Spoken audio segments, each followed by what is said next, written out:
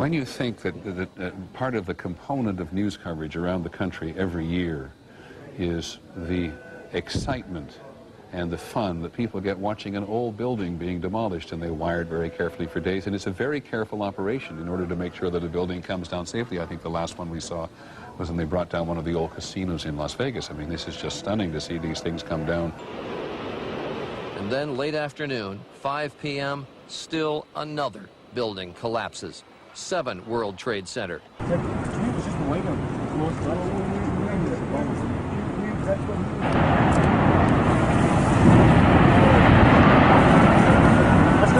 told you that sucker was going to go. That's coming here, isn't it? What, the cloud? Yeah, look at that. Oh, yeah. About an hour after the actual explosion, which was about 9:15 in the morning.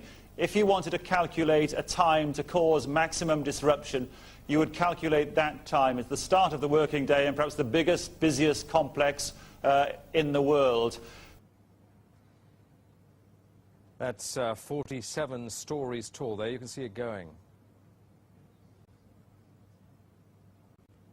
So this happened, some 6 hours or so after the collapse of the World Trade Center. Presumably, it was so close to the World Trade Center that it had been weakened by the explosions and the collapse of those buildings. And since the most recent collapse, which happened just a short while ago, Building 7, a 47-story building, is part of the World Trade Center complex. This is Building 7 in the World Trade Center.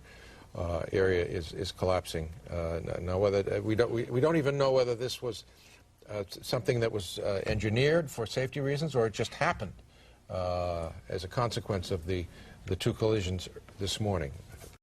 Understanding that building had been evacuated when the collapse occurred. This was known as Building 7 of the World Trade Center, and that is fresh video you're looking at of that coming down. Now, again, they were able to get everybody out of that building before it collapsed. So I don't know whether it was accomplished by demolition experts or whether it just happened as a consequence of what occurred earlier today. It's that building number 7 was going to collapse. That appears to be what has happened now.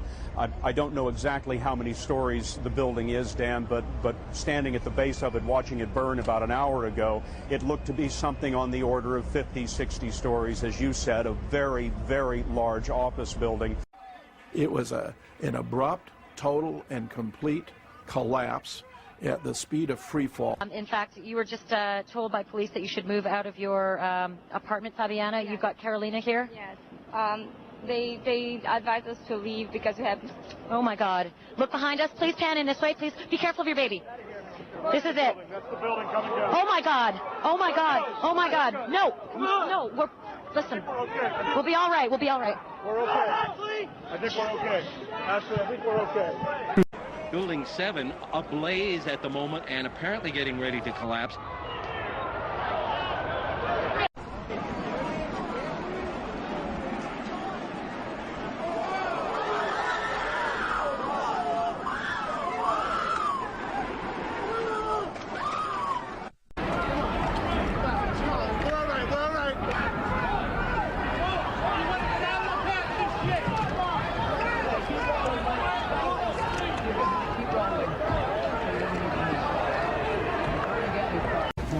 Certainly did, and then moments after Vince and his crew left the scene, this happened.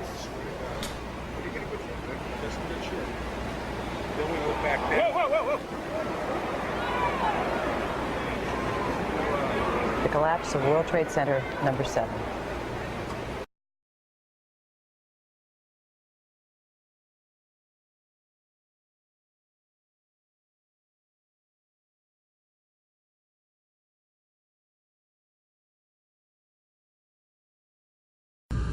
We're looking at the tape now, Jeff. Okay, good. This once again happened only within the last few minutes. We saw one of those smaller buildings just fall to the ground. We had heard earlier that it was structurally unsafe, that the buildings surrounding the Twin Towers had not been safe. The adjoining 7 World Trade Center crumbled. Thousands injured. A death toll. Mayor attacks, at least these 2 that were carried out, and obviously connected then, therefore, to the 4 others. Right now, law enforcement sources are saying they are almost 99% certain is what I'm being told, that Osama bin Laden is behind this. And in addition, obviously, to the cell phone calls, which is much more hard evidence compared to other things that they were getting earlier, they are still looking at all the warning signs. This is the only man who had the financial backing. This is the only man who had the infrastructure where the World Wide Web, the tentacles really all over the world to be able to carry out this. And they also say it would have taken at least many months to plan this type of thing.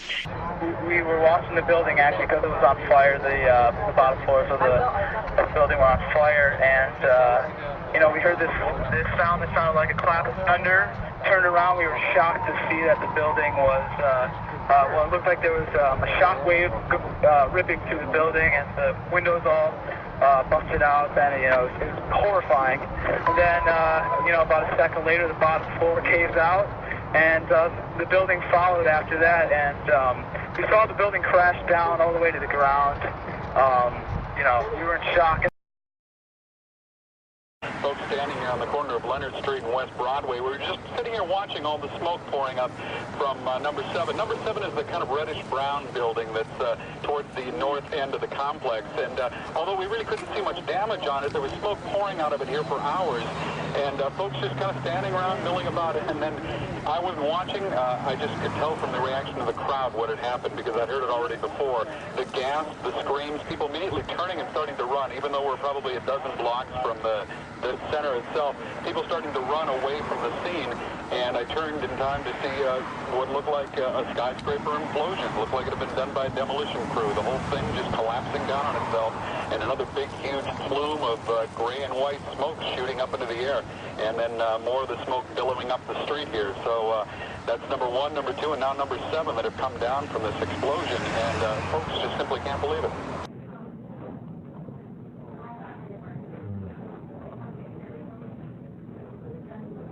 It's amazing.